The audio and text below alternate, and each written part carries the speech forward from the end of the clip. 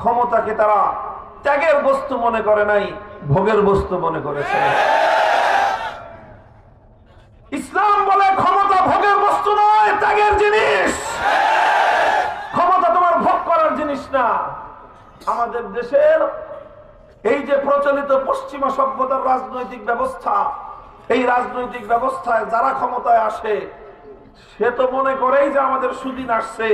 তার দল, তার সাঙ্গ পাঙ্গ, নেতা, উপনেতা, পার্টি নেতা, ছাতি নেতা যা আছে তারা সবাই মনে করে এখন তো আমাদের খাওয়ার দিন আসছে।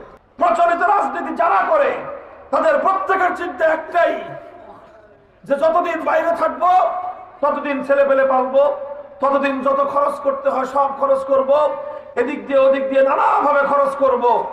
কোনদিন একবার ক্ষমতায় আসতে পারলে 5 বছরে 50 বছরের উসুল করে নিব। সিস্টেমই এটা, এই রাজনীতির সিস্টেমই এটা। কারণ এক একটা দল লক্ষ লক্ষ বেকার যুবক লালন পালন করে।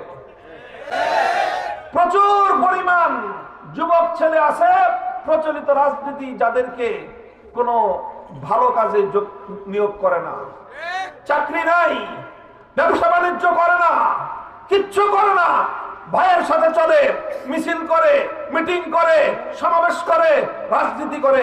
এই হলো তার প্রফেশন। রাজনীতি করা আমি খারাপ বলি না, রাজনীতি অবশ্যই করতে হবে সমাজের কল্যাণ করতে হলে। কিন্তু রাজনীতি করবা, তোমার সংসার চলবে কি দিয়ে বলো? ভাইয়ের সাথে থাকি, ভাইয়ের সাথে থাকা দিয়ে সংসার চলতে পারে না। এই যে প্রচলিত রাজনীতি, এই রাজনীতি কি শিখায়? যে ক্ষমতা পাওয়া মানে হলো ভোগের সুযোগ পাইছি, ক্ষমতায় আসছি মানে হলো এখন আমরা খাবো, এখন আর অন্য কেউ খেতে পারবে না।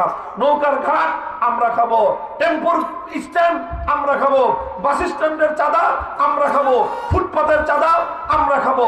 যারা ক্ষমতায় থাকবে এগুলো সব তার বাপদাদার অধিকার। ভাই, এই জাহিলিয়াতকে পরিবর্তন করতে হবে। সমাজে এমন এক রাজনীতির ধারা বাস্তবায়ন করতে হবে যে রাজনীতি হবে ত্যাগের রাজনীতি, ভোগের রাজনীতি নয়, দেওয়ার রাজনীতি, নেওয়ার রাজনীতি নয়, জনগণের অধিকার আদায় করবার রাজনীতি, জনগণ থেকে লুটপাট করার রাজনীতি নয়।